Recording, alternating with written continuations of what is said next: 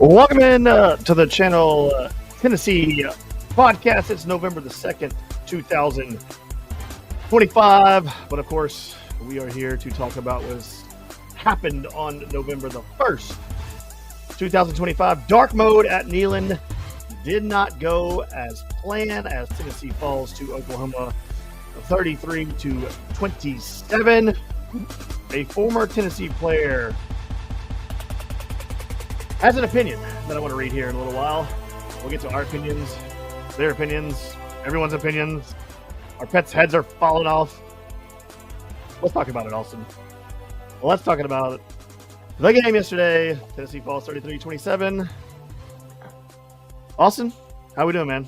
How are we doing? Less than good. I will say that. I've been just I've been bouncing between like, well, I don't have to worry about it anymore. And then another part of me is like, we really wasted the easiest schedule in Tennessee history. This is the easiest schedule you will ever get. You will never see any schedule this freaking easy. And it's year 5 under Josh Heupel. And we're sitting here with 3 losses on November the 2nd. Yeah, and you're right to you have the right to be angry. And I think everyone has a right to be angry because we're fans, and that's what we pay a lot of attention to this team, this university. We spend a lot of money. We put all of our heart into this, and yesterday was a kick in the balls. It was a kick in the balls, and it was rough. It was rough to watch. But before I get into it, I just want to say that this podcast is brought to you by the Southern Turf. It's turf time in Tennessee. Give my buddy Scott from Southern Turf a call for a free quote on your artificial turf needs, ranging from backyard to a football field to putting greens and more. Scott has a solution at an affordable price compared to his competitors. Give him a call at 704-960-2651. That is Scott with Southern Turf. Scott's a good guy, man. We tailgated with him all day yesterday. Great dude. Reach out to him for any of your turf needs, man. Anyway, so let's dive back into this. I am pissed, and I'm not going to sugarcoat it. I thought like once I sleep on it, I am going to kind of wake up and be like, okay, I'm being too harsh, but I did not wake up that way. I woke up still pissed. I woke up pissed off because you get to tailgating, and we'll get to some positive things too. It's not going to be all doom and gloom, but it's just what me and Austin and probably the majority of the fan base are feeling as well. You're mad, and you start the tailgating process in the morning. We started super early. A lot of people had 12 to 13 hour days yesterday tailgating, and that scene was electric, man. It was so much fun to be around everyone. The tailgating scene was awesome. You had baseball players everywhere in G10 walking around, hanging out, players' parents hanging out. It's fun. Get inside the stadium, completely electric as well. Like, there's no one in the country that does it better than Tennessee. They put so much work into this, and call it like it is. You come out and you get absolutely outcoached by Brent effing Venables. And I think that's why people are so mad, because Brent Venables is on the hot seat right now. OU fans don't like him. And our buddy Bobby from the Shooter podcast was at our tailgate yesterday, and he texted me earlier or last night and said, I can't believe Brent Venables just came into Neyland Stadium and pantsed you like that. And I was just like, that's insane to me, because I think what's frustrating is not only are the same penalties and the same calls racking up every game and showing their head once again every game. We'll get into the play calling, we'll get into the players, we'll get into all of that. And that all comes with preparation. But it's like you said, it's year 5, Alston, and it's just frustrating as a fan. It's frustrating. You have that stadium was so decked out and so ready to explode. And I'm going to get into the crowd too, and why the crowd wasn't as loud as it should have been. But Alston, am I wrong here? Am I being too critical? Because I don't think I am. We're fans and we get pissed. You know, I don't really. I'm sure there were play calls I didn't like, but that's not really what I'm pissed off about. It's the sloppiness and the poor execution on these plays. Mhm. Yeah, that is the thing that drives me nuts. We killed ourselves in this game, but when you are missing tackles, when you're getting penalties, when you're throwing bad passes, and when you're doing all this just not great, missing blocks, that does have to reflect on the head coach. That is coaching. That is coaching. That's preparation, and it's the same kind of sloppiness we've seen for a little too long right now. And with Heupel, you're always a high floor program, or a high floor. You're guaranteed 6 wins, at least 7, pretty much. Guaranteed. But Yep. but just to get to that next level, to get to that 11-1, 12-0, to get to that part, you need to be crisp. You need to be clean. You need to be disciplined. You need to pull that crap off. And that's been a consistent issue under Heupel, and it needs to be fixed. I don't changes. I think certain changes need to be made. Maybe at defense coordinator, maybe at other coaching positions. But under Golish, I will say, when we had Golish here as the offense coordinator, it did seem like we played with a bit more of a crispness, a little bit more of a execution. Like we were very sure of what we were doing. Like, I don't know if the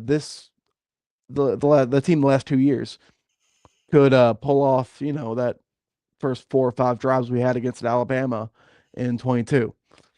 They had a certain ice in their veins that back then. Like they really were just, they seemed like they were better coached, those teams, than the ones we have currently. And don't get me wrong, Heupel, you lost your quarterback in April, and I believe Joey is an upgrade. He has his downsides, but he is an upgrade, I think, over Nico overall. But that is an unfortunate situation. You don't have a full off season with your new quarterback. You don't versus having 3 years with him. So this is a weird year. This is a weird year for Heupel. But I also feel like they treat it like a gap year in the offseason as well. I don't feel like they added enough to the portal. I've been very adamant on that. They just prepared for 0 injuries. And guess what? Injuries freaking happened. Crazy, right? Yeah. Well, I'm gonna get to Andy Miller's comment here in a second, but you said you brought up Golish, and we brought up this, I think, last podcast or 2 podcasts. I think it was after the Alabama game. We brought up Golish, and you said how USF was up 35 points, and Golish was chewing their ass out on the sideline. And it does seem like Tennessee lacks that aggressiveness. They do a lot of arm tackling. They don't seem like they're as disciplined as they used to be. I don't know if that's completely Golish. I mean, that's defense mainly, the tackling, but the offense too as well. Like, except for Braylon Staley, except for him, no, I can't say that about our receiving corps. Is good. Like they're excellent. I can't say that about anybody on our receiving corps. Like, I don't have a problem with anyone on our receiving corps. Can they catch some passes better? Yes, but overall, it's a pretty solid unit. But Andy Miller comments from Facebook and says, Heupel can't win the big game. We should be competing for SEC and national championships.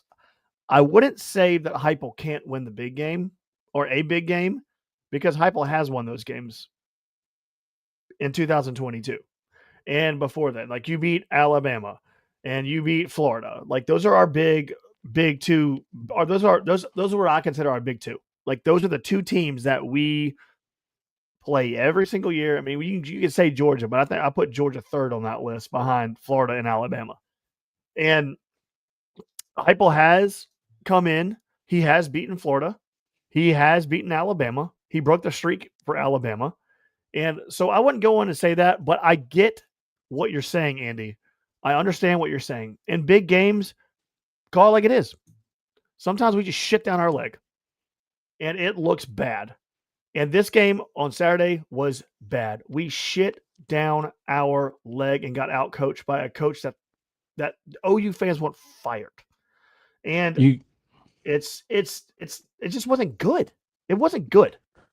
At halftime, we were down 6 points, 16-10.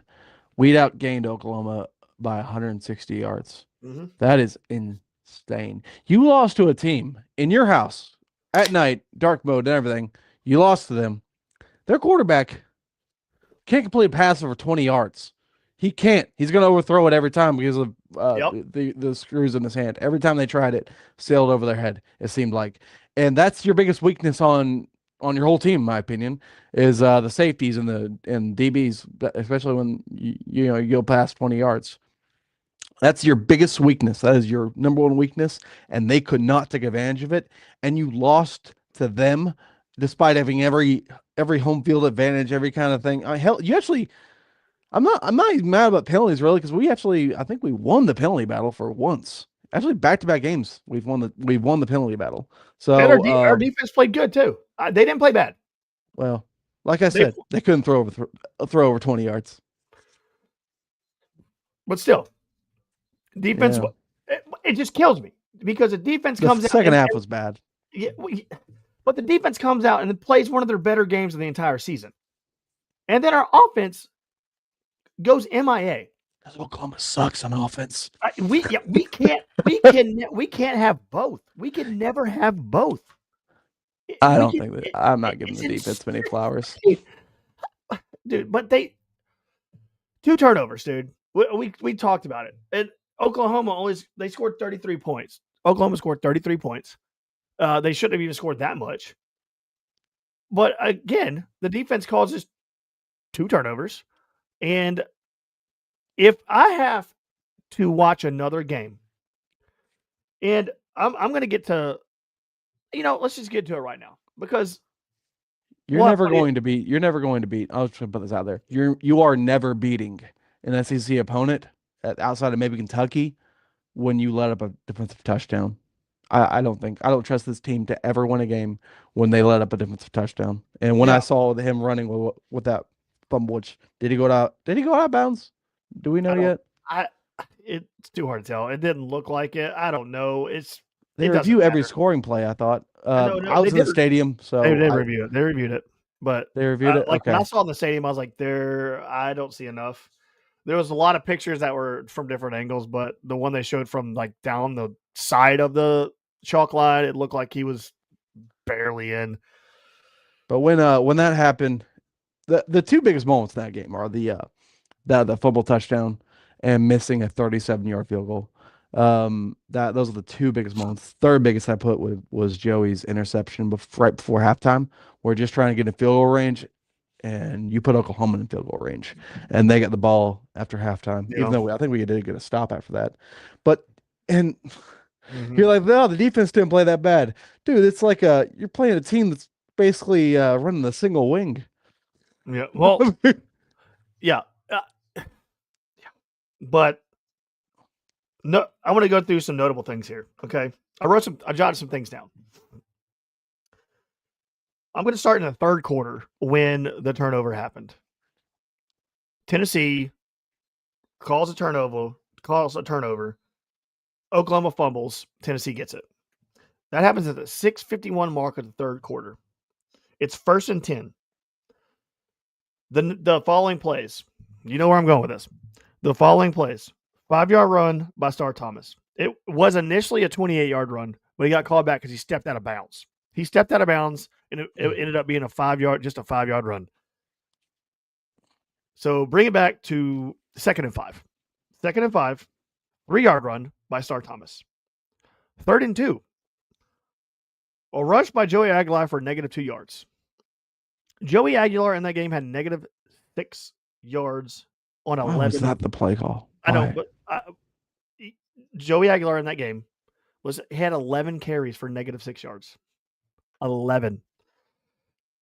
And then after the 3rd and 2, after the -2 rush play by Joey Aguilar on the QB run, that ends up being a false start the next play. And then we punt. I'm going to lose my damn mind if I have to watch our defense, which is really not great, cause another turnover, and we come out and run it 3 straight times. I'm gonna lose my shit if I have to watch that one more time. I am sick and tired of us doing that. Lost my shit that time. You know what? You know what the definition of insanity is? Doing the same thing over and over and expecting a different result. I was gonna say being a Tennessee fan. Yeah, that too. That's the definition of insanity. But that's the definition. Change like, our you change can't. our number letter to I. Big eye on the side of the forehead, side of the helmet. It's just like I lost my mind. Like, why do we keep doing this over and over again? Do something different. Dude, God, that's what frustrates me. Is you said it a while ago. It's weird. Teams aren't beating us. The only team that's beating us is the Tennessee Volunteers. Oh, we screwed ourselves. Kill ourselves. And it's year 5. And changes do need to be made at certain spots. Call it like it is. Spade for spade, whatever. You don't need this whole staff to come back. I'm sorry. No, you've got to make something happen because it's the same things, the same false starts, the same penalties, the same offsides, the same illegal formations. My God, legal formations. Every game, there's at least 1 or 2. And that was a touchdown too. Yes, a touchdown. And Miles Kitselman. Yes, and it's just how do we keep doing this? It's discipline. It's coaching. You've got to fix that. It's bad, and that's what kills us. We should have been up by 3 scores on Oklahoma before they even had a chance at scoring. 14-0 should be on the board real quick. That's like I put that up with I guess it ain't the worst loss of the Heupel era, but I kind of feel like it is. Here's why it's I actually think it is the worst because at least with the other ones you were on the road and that matters a lot, dude. Losing on the road is big. This is a team that literally couldn't take advantage of your biggest weakness. They can't take advantage of your biggest weakness. And you have the greatest environment you can ask for. It wasn't the loudest in the world. I guess not. People were sure drunk like it was. Man, I saw so many people there. I saw a guy get tackled against the wall. I saw a lady pouring beer all over kids. It was a mess. Well, no, it was loud, but back to what I just said. The 3 runs in a row. It was loud. But our own coaching staff quieted the crowd. Our own coaches. We got that turnover, and that place was lit, man. That place was a madhouse. And then you run it 3 straight times, and the wind is knocked out of everyone's body. The cells have been flattened. The place gets quiet. I do think the thing that killed us on offense all day was that man, Oklahoma's D-line is so freaking good. That is one thing I got to give them props for. They the way they come off the ball, the way they come right off the snap, man. And I got to get that's Venables. That is Venables bread and butter. That is Venables has his writing all over it. That is, and you know what that is? That's the players reflecting the intensity of their head coach. That Yep. is what that is. And I'll be honest, Heupel on the sidelines, he doesn't exactly fill you with energy the way he behaves. And I don't love Heupel. Don't get me wrong, I like him. I love him as a person.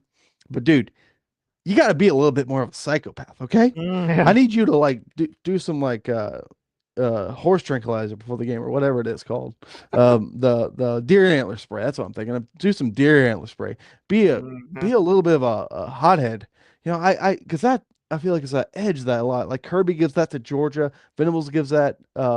Our buddy Jordan Moore was talking about this earlier. Yeah. Venables gives that to his D line mainly, and Saban will get into the ass of anyone that screws up, and when you win, that's good. Yeah, Well, it's we just just something we need. who did that we lost? We just said it. Golish. Golish got he Yep. up 35. Get into the ass of every player he's got. He is getting pissed, and you're up 35. I need you're I just it's just frustrating, man. And It's Heupel, when he's mad at a dude, he just doesn't talk to him. I he think doesn't. that's kind of his strategy. Like if he's mad at you, he ain't gonna talk to you. Like I do think he gets frustrated and gets pissed off on the sideline. I do actually Yeah, think that yeah. happens. And I mean, everyone's seen the video of him on the incomplete pass right to Van Dorslayer's freaking face, and he just dives down to the ground. So he does feel emotion. He does feel angry. Feels frustration. But dude, you got to be a disciplinarian sometimes. You gotta change that about yourself. To be honest, you gotta. I know this guy's been coaching for since I was pretty much born. I mean, well, I guess okay, I was like 3 years old when he started coaching. Um, but so who am I to criticize that? But I do think that needs to change, or you need to start employing people who can kind of do that. I think the D line is our best coach position because everyone knows Rodney Garner. I mean, they could have 7 sacks and he's still going to be pissed off. So that's a little bit why that is such a good position for us. And they haven't been the most elite this year, let's be honest. But Yeah. man, you have no freaking way to lose that game. You cannot lose that freaking game. I'm just thinking about it. There is so much you are better than them at, and you did better. You played better than them, in my opinion. Or at least on offense, you definitely did. But I'll be honest, we did screw ourselves with turnovers. That's the worst thing, man. A freaking defensive touchdown. How you let that? How do you miss a freaking 37-yard field goal? I'm sorry. I think we gotta have a new kicker next season. I'm just gonna put that out there. I no hate towards Max Gilbert. I don't think he's a bad kid or nothing like that. But read the comment from Andy. Read the comment from Andy on the screen right now. Okay, Andy Miller comments. Also, I'm not for jumping on student athletes, but student athletes, but something has to be done about the kicker. I agree. And Max Gilbert, he is a good kid. I got nothing against him. I've never met him, never heard I only ever heard him say a word. I literally don't think I've read one word or heard one word he said. I got nothing against the kid. But just like the opinion I have with all my loved ones, I don't want them kicking for the University of Tennessee any longer.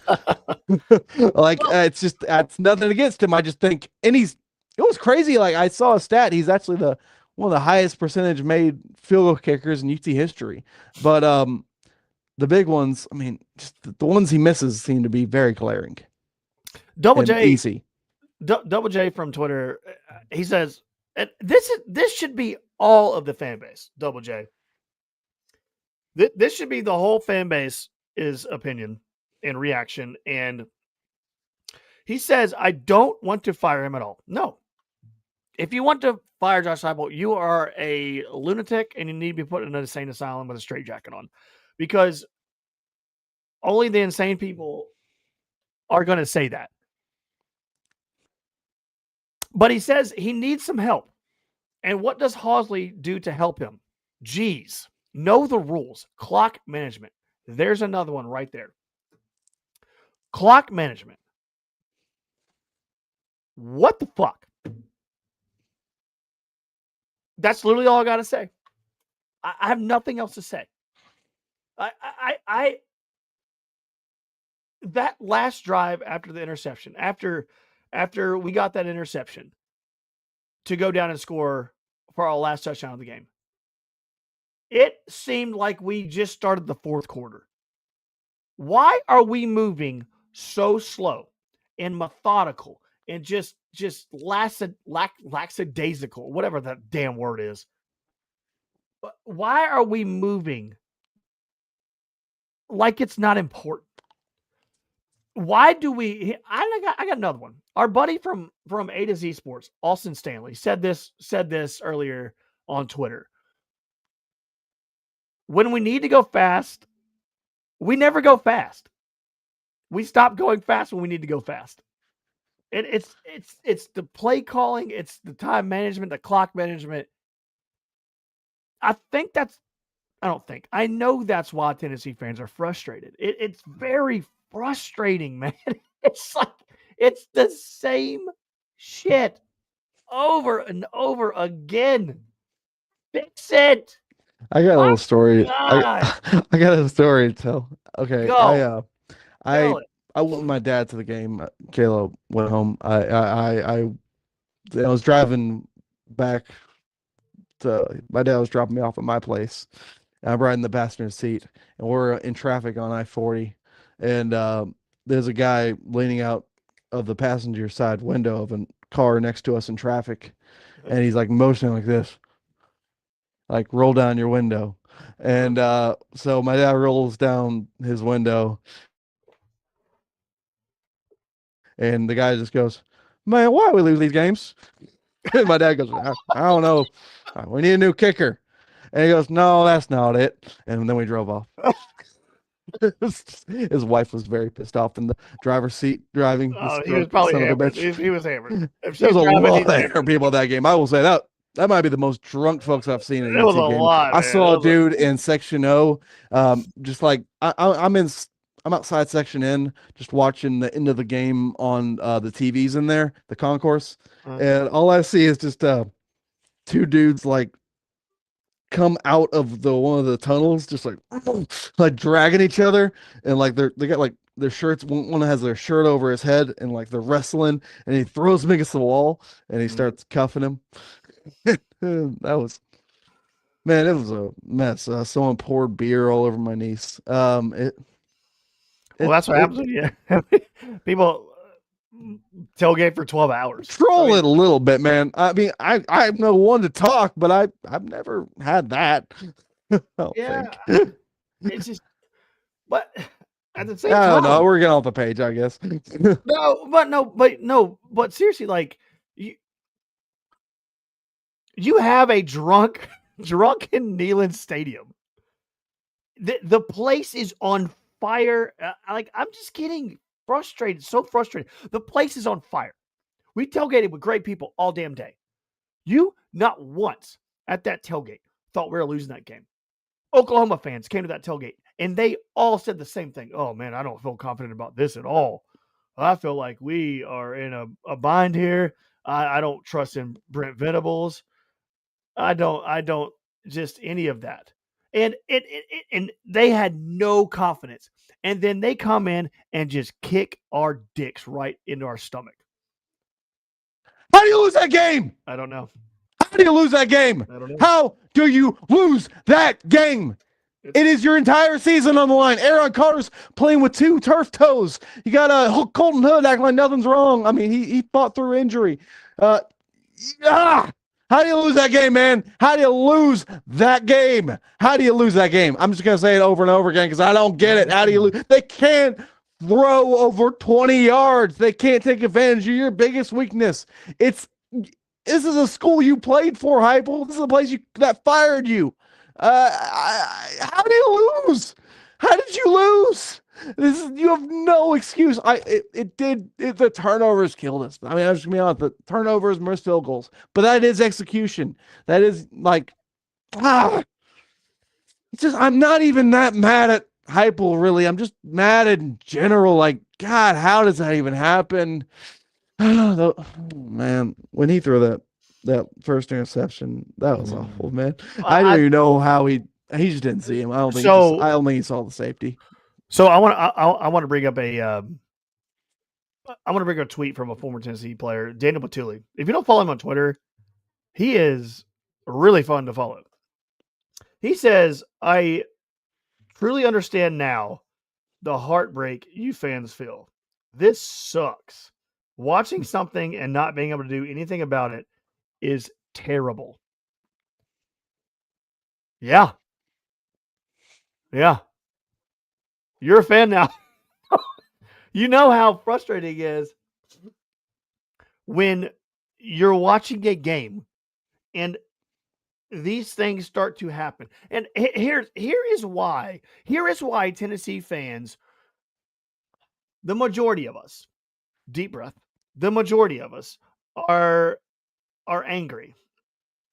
It accumulates to PTSD. That's what it is, people.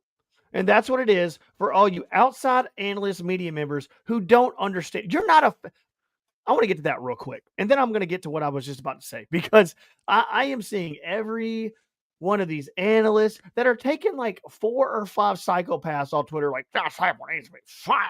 And they're like, Tennessee fans are nuts or crazy. No, we're not. We're not crazy. And stop acting like you know us.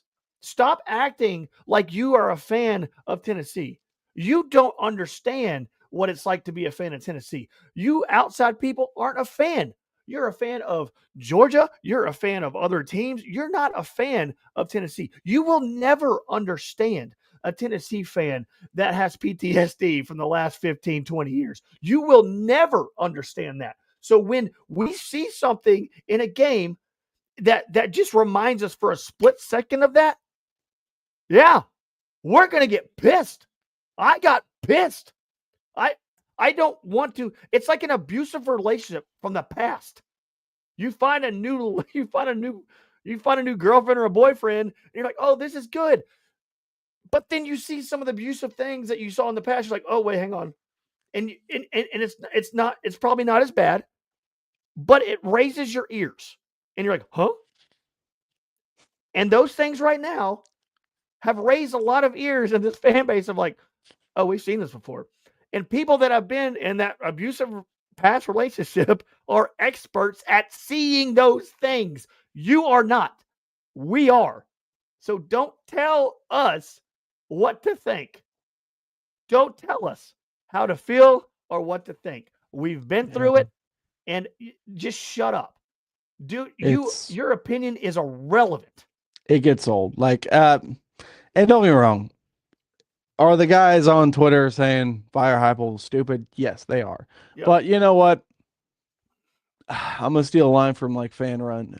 Their intro to Voluntary Reaction. They mentioned like what is said here stays here, and you got to get out of your system. Pretty much, it's a therapy. Routine. It's a routine we've been doing for generation upon generations, and especially this current one. I mean, the guys around my age. I'm 28 years old. I became a fan 09. I was 12 at the time. During the worst time.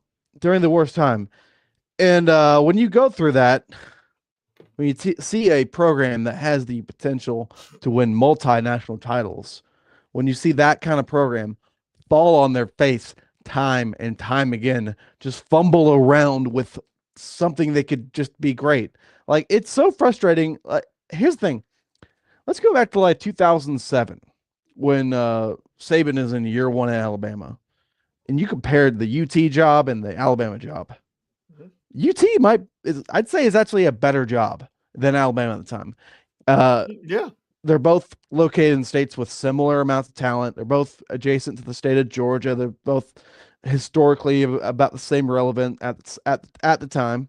Alabama maybe a little more because of the Bear won a lot, but historically about the same, except at the time we were actually currently doing a lot better than they were. And they were in a long stretch of losing. And so if you compare the jobs, Tennessee job was actually better. And then Alabama, takes off with the greatest coach in the history of the world, and turns into a giant of a program. And it's definitely a better job now, obviously. But that's the kind of job Tennessee could be. You could have, if Saban took over UT in 09, he could have done exactly what he did at Alabama, at Tennessee. We could have been like God, can you imagine how much people would hate our orange even more if we Oh my won like God. that? The like, I'd really imagine that. Imagine Alabama's Nick Saban dynasty, but imagine it all Tennessee. Could you imagine like our aggressive orange in your face like that? Our stupid overalls, our song blasting, like we would be the most annoying sons of bitches you ever saw. I mean, we would like I hate Alabama and I think they're annoying, but my God, we would rival that by every measure. We are everything about our brand is so aggressive, and I love it so much for that reason. And Yeah. it would just you would have hated it so much more than you hated Alabama's dynasty. Trust me. Yeah, and what you are so right because the world not I don't even think the United States it would get to the like freaking overseas of how annoying we are. Like Kim Jong Un will be mixing into speeches. yeah, and again, I don't think people outside of this fan base understand how starving we are for football success. And has Josh Heupel brought this program back to relevancy? Yes. 100% yes. Go by this all the time. Said it so many podcasts in a row. If you see Tennessee on your schedule, no one's like, oh, that's a win. They say, damn, that's going to be a tough game. So, yes, Josh Heupel has brought Tennessee back to a place of relevancy. He has brought them back to a good program. He has made Tennessee a hot commodity now for players, and like it's attractive. It's an attractive place. But why do you think Tennessee fans were so pissed off when we lost Tony Vitello? Why? Because he was a champion. We were thirsty for champions. He cashed the check, man. We were thirsty. He did the damn thing. We haven't seen it in forever. And so, yes, when Tennessee baseball won a national title, I cried because I've been kicked in the balls so many times. So all of these people, stop telling us how to be fans. This is the most passionate fan base in the damn world. World. I'm saying world because it is. I have never seen a fan base this insane in my entire life from anybody, anywhere, any place. We just want to be proud. Yes. We just want to be proud of our guys. And like do we get really angry? Yes, we get really angry. We get really angry. We get really loud. And it's just who we are. We don't hate anyone, though. We don't actually mean to be like hateful or nothing and I don't know, man. It's just you want to win that How bet. do you waste that game, man? You saw all the photos they're tweeting out or videos. We're sitting there talking about why we're so passionate. You're like, damn. How the hell do you lose that game? Son of a bitch. I'm serious though. True, like you're seeing all the videos. It's the greatest. That entrance we had to that game. That is the greatest entrance in the history of sports. There is nothing that rivals that. Nothing. The T lit up on its own, and all of the fireworks like no one's business. Oh my God, that is the greatest entrance in the world. If you don't have us play at least 2 night games a year, hell needs to be raised because that is. And how do you lose coming out to that? It's crazy because, like, and all these Oklahoma fans are tweeting about how amazing the campus is, how amazing the fans are, how awesome it is. And I love that. But I'm like, dude, you have all like that helps like our defense on like our expectations. East Tennessee is one of the best corners of America, and this place here is so amazing. And our passion rivals none. And this is not a biased take. I've been to Gainesville. I've been to LSU. I've been to Oklahoma. I've been to a lot of places, and I will say nothing beats this. When we are at our peak, when we are at the best, like Neyland's at its absolute best, nothing beats it. Nothing touches it, and that actually like that. I take that as a your excuse kind of thing. Like you can. This is a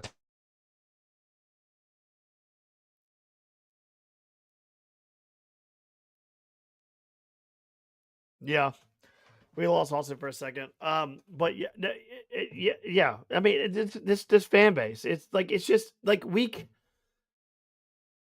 cannot. It's frustrating watching the top same thing. five. There he is.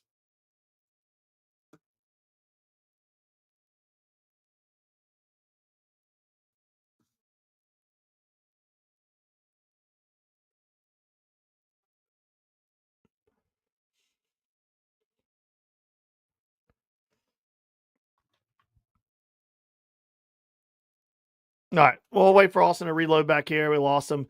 But pretty much what we're saying is this is why Tennessee fans are so freaking passionate, because like it's like you you get into that stadium, you see the whole damn setup. What Austin was saying, you walk in, it is the most well produced and productive thing that I've ever seen, and it is a kick. It is a kick in the balls. It's a kick in the balls when you all of that is set up. You are ready to take the field, and it's been like that for our whole entire existence. Of when we do a dark mode, there's an energy. There is a, and I was telling Oklahoma fans this. I'm like, once they put these jerseys on, something else happens inside of these players, and they just go hit a different gear. And I think what pisses people off is they didn't hit that gear. I think that's what really what really kind of is why everyone is so agitated. But then again, it's like you have to you I don't even know like how.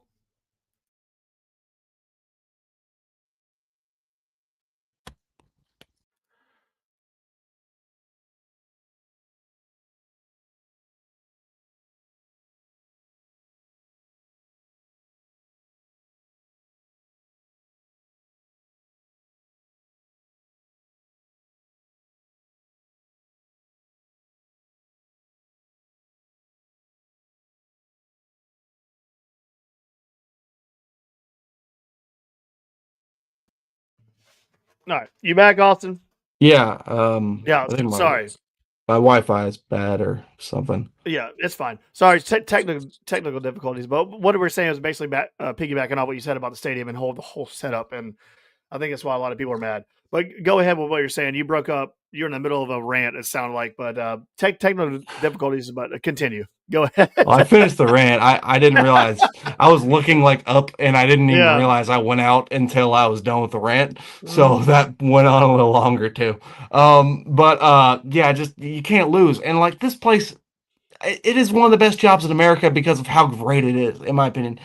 This state is growing in terms of the talent it will produce, Mhm. and it's just for y'all like to act like we're so crazy to think this program can win a national title is just ridiculous. Um, but I do, and we're not saying I do not hold an opinion Heupel needs to be fired, nothing like that. I don't hold that opinion whatsoever. I think Heupel is the guy for right now. I'm definitely not about to cash out on him because we No. have great classes coming up. You have the number one overall quarterback. You have number one overall receiver. You got a five-star O lineman from Chattanooga, all committed to this current upcoming class. You got good stuff coming. Um, I do feel like I will say I kind of feel like they treated this year like it was a gap year. I know you've been Mhm. disagree with me somewhat on this. I think they just should have done more in the portal. You lost 25 guys and you added seven, and like three of those guys were walk-ons, so you really added four. And You I can't. feel like they acted like they put all their money and invested all the way into the freshman class. And I get that. I get it because you probably don't feel like you're in a place right now to compete for a national title. But dude, we pay a lot for these games, Mhm. and I want to see a good team on that field. Yeah. It kind of sucks to see like, oh, we have two injuries. Oh, we're screwed. I guess everyone's gonna pass all over Yeah. us now. Yeah. And I mean, you can't lose Jacoby Thomas, like just stuff like that. It just drives me up the wall. It drives me up the wall, and I'm excited about the future, but I don't know, man. I love Heupel, but and this game just really drives you insane because you did outplay them in so many ways, but you gave it to them with sloppy and sloppy moments, bad execution, and predictable coaching. That's how you lost this game. You get way more on the coaching than I do. I get more mad about execution, but it's Which a is yin and yang because I coaching. think that can be coaching both ways. Execution is coaching, man. Exactly. I'm sorry, I hate to tell you, but anyone listening, I hate to tell you that execution is all. Who you should have caught that ball. You don't see good teams doing that stuff. Good teams they execute, they catch, and I want to get to this part too. And I don't like to bash players either. And I'm not even going to bash. I'm not even bashing anyone. I'm bashing the coaching decision to put a freshman in there that has barely played all damn season. And if you've watched the video, what was the kid's name that they threw that? Van Slayer. It was basically the same play that they ran at Alabama, almost the exact identical play that they ran at Alabama, except they had one or two more guys in the backfield for other reasons. But you run him out there, and you see the field cam from after the play when he dropped the ball. And my point is, the player's like, "Oh, he should have caught the ball. He wasn't ready for the ball because he shouldn't be out there. It should be Ethan Davis. Ethan Davis on the sideline, on that sideline view, and he's just like, "Oh my God, how did you drop that?" And it wasn't even a drop. He was off. Joey hasn't thrown to him all damn game, almost all damn season. Why are you going to take something from a receiver? I'm going to call Ethan Davis a receiver. He's more of a hybrid, but it doesn't matter. He's been catching balls 65 yards, I think, on like 5 or 6 catches during the game. He was catching it so well. Why in the fuck do you take him out of the game? Why? I don't know. I mean, it's insane. I mean, Van Slayer should have caught that. No one's going to argue that. The timing was off. That's why he didn't caught it. That's why he didn't catch it. The timing was off. Hit his head. I mean, you got to catch it, man.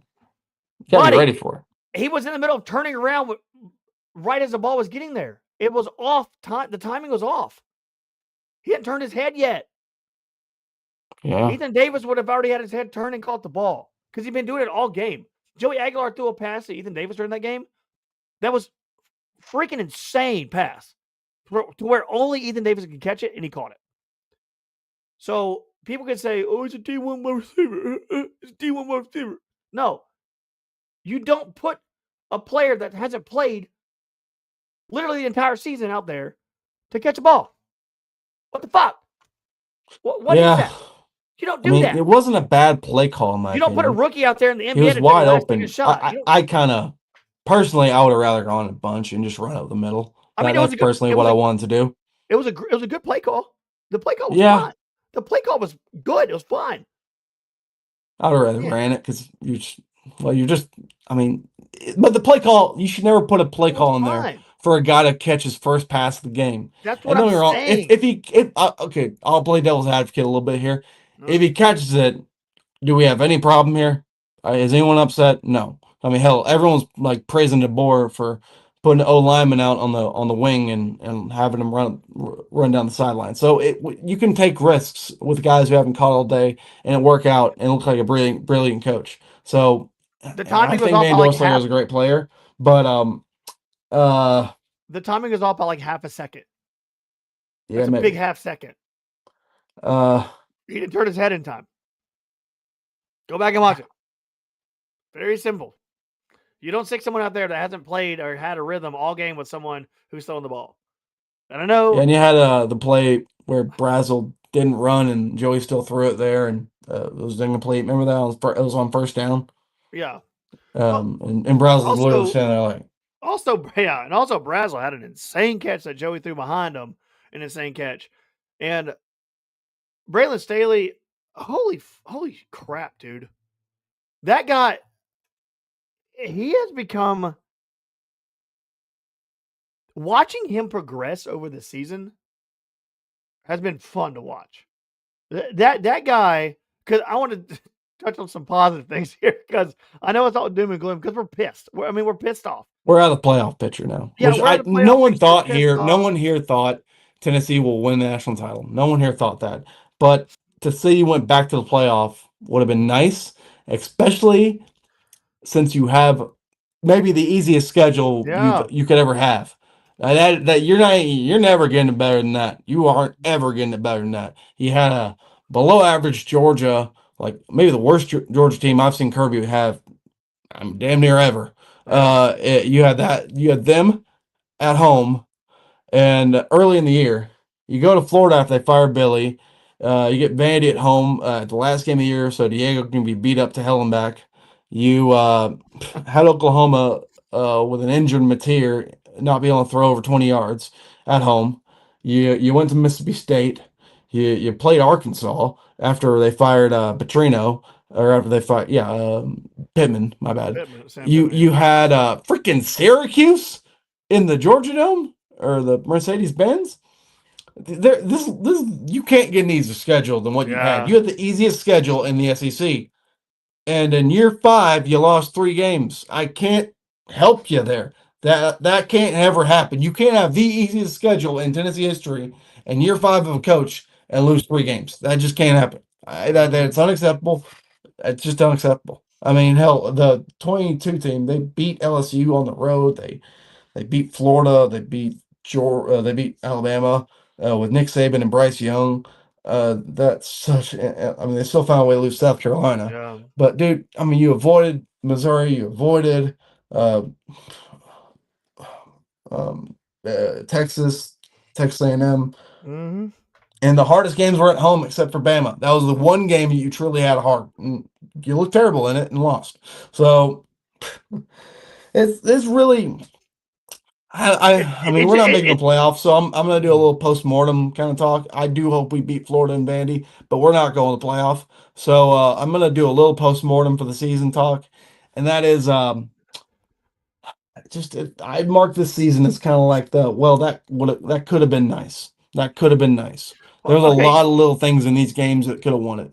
So you say it's a gap year, and you keep saying it's a gap year. We treat it like it was. Well, but why? If it's a gap year, you shouldn't treat it like it's a gap year. You should go balls to the damn wall, like you did in 2001.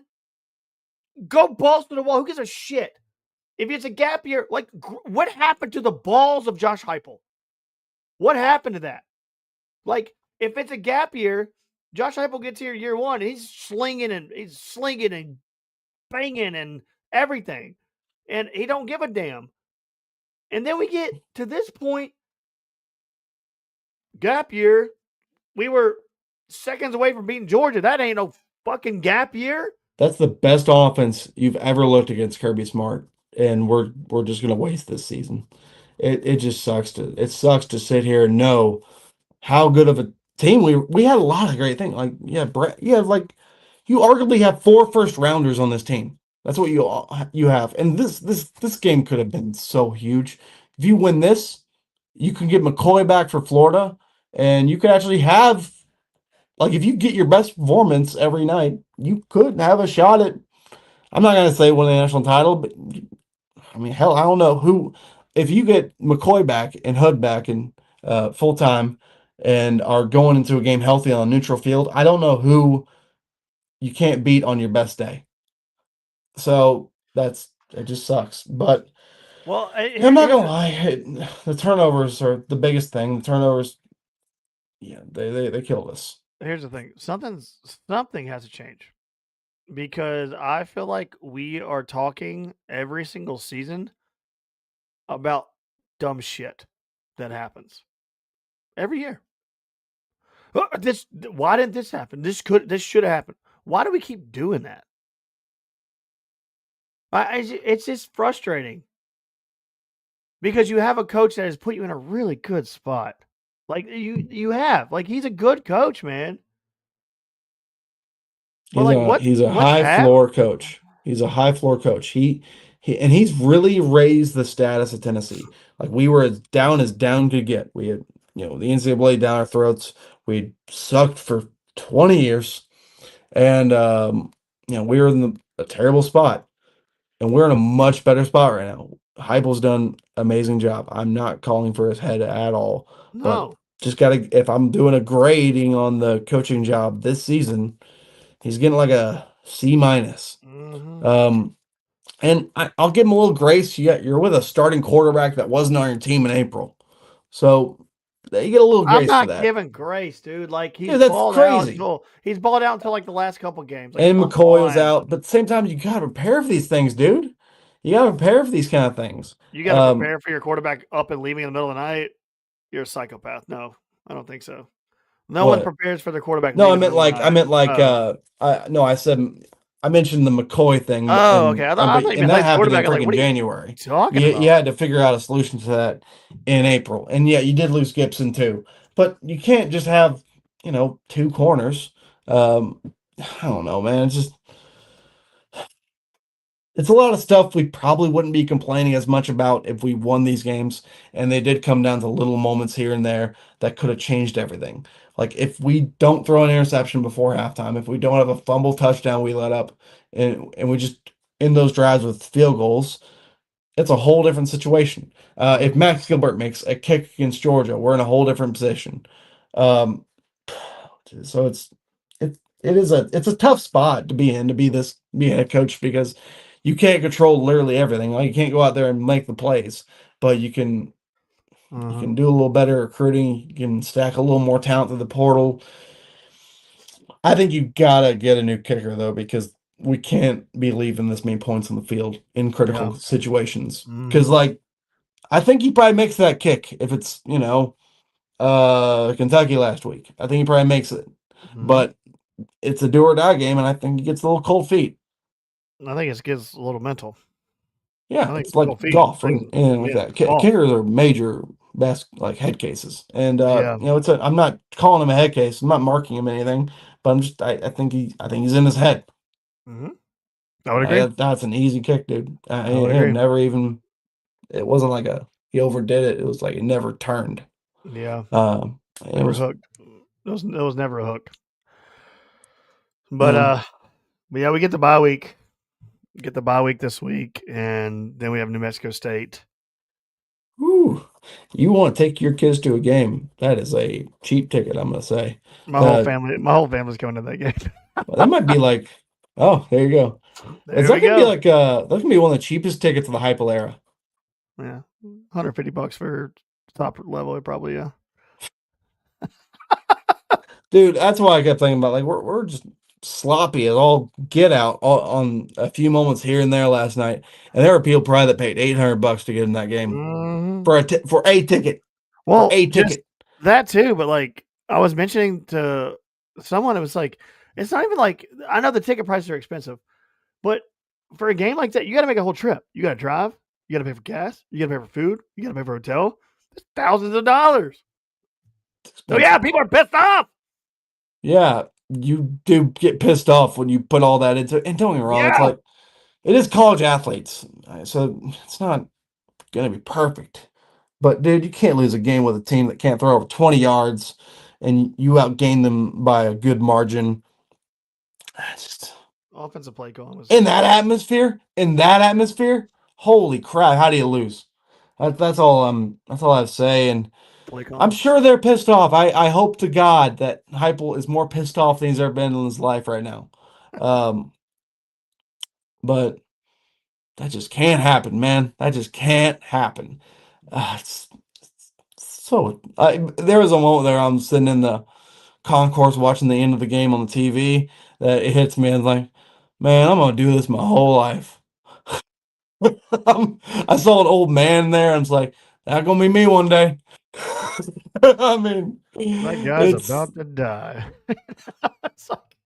I don't know how this is gonna hit me. Like, we better win a national title in the next 10 years. That's all I can say. I need that for me to be doing this.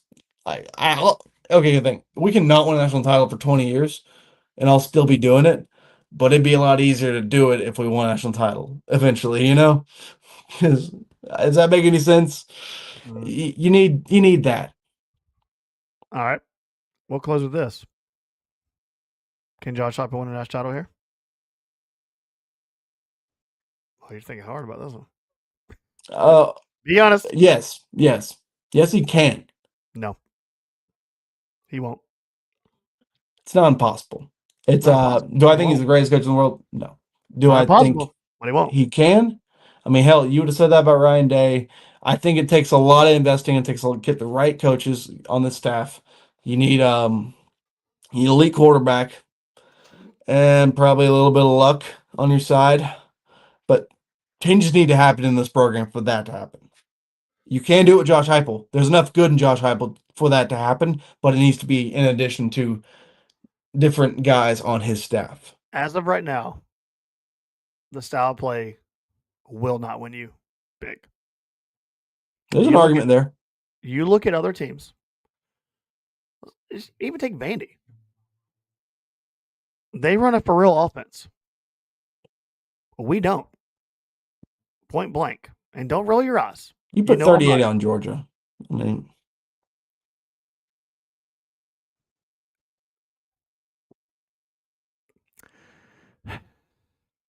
we don't run an offense that is sustainable for long-term success. I'm sorry. I hate to tell you. But it's true. Because you're going to get those teams that have elite defenses, just like Oklahoma does. Georgia doesn't have elite defenses here. Oklahoma does. They watch film. They shut down what you do, which is why Joey threw interceptions, because they took away everything that you can do. Don't be stupid. Don't see safeties, dude. You just can't throw those balls. They ran a 3-high safety all damn game.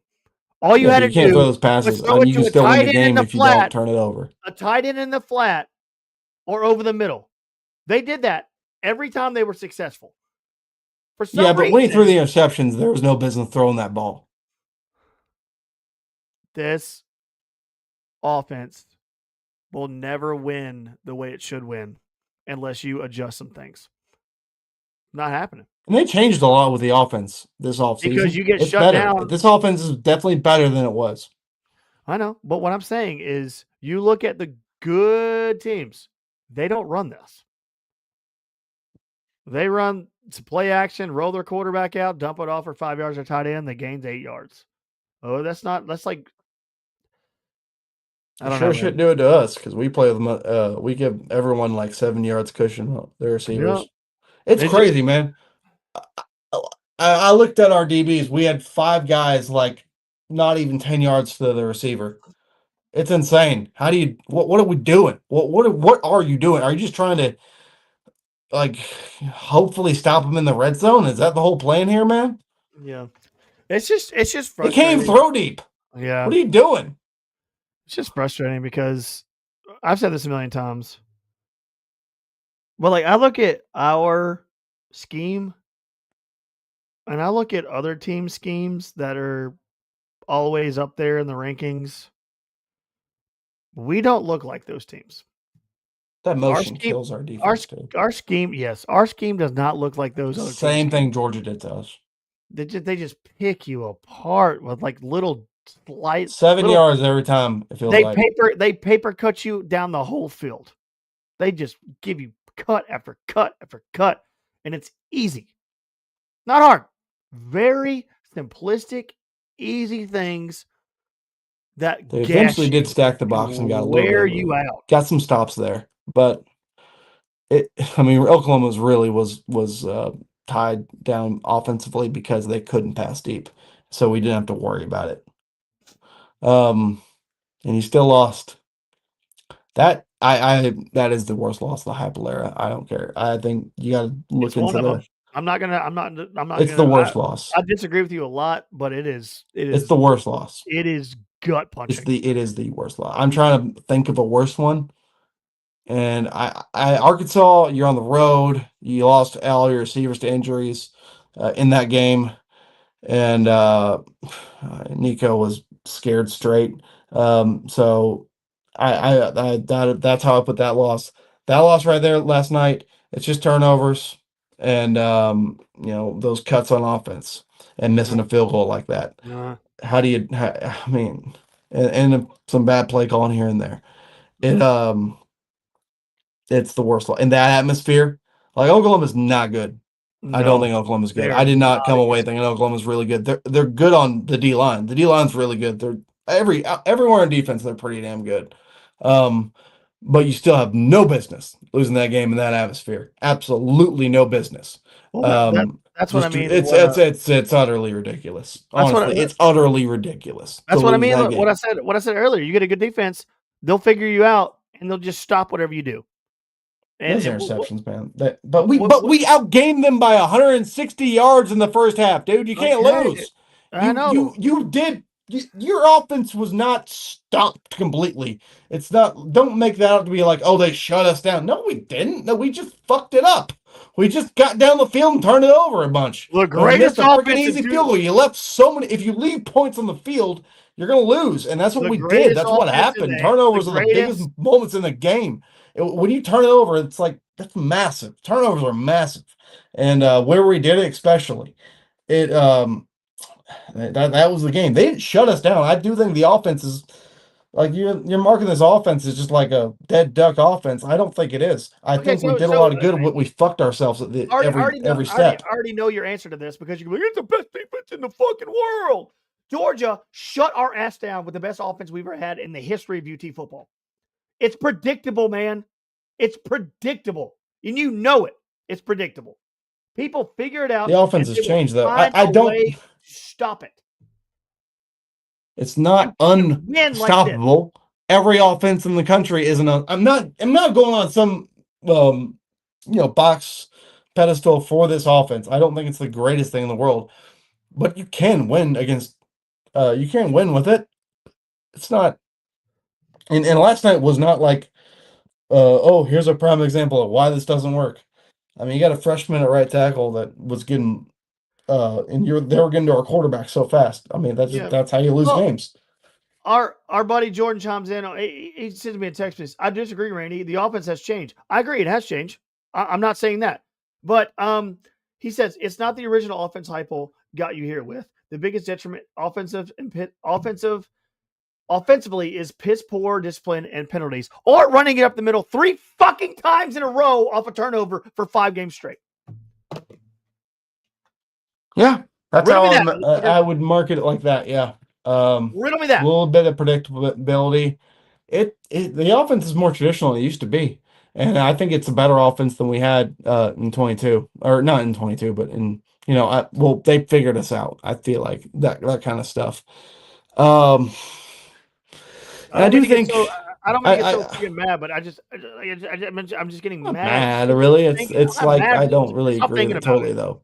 I kind of hate when people make things out to be so black and white. Like, oh, this can't do this. I'm like, bullshit. No, if someone stops it, yeah, but if things go better, obviously, if you don't turn it over, if you maybe it's all humans. I mean, we can do better at this. Some things there's so many variables in play that can change everything. And I just think we got to be more disciplined. We got to not have really boneheaded turnovers. We need to get a little more push in the run game.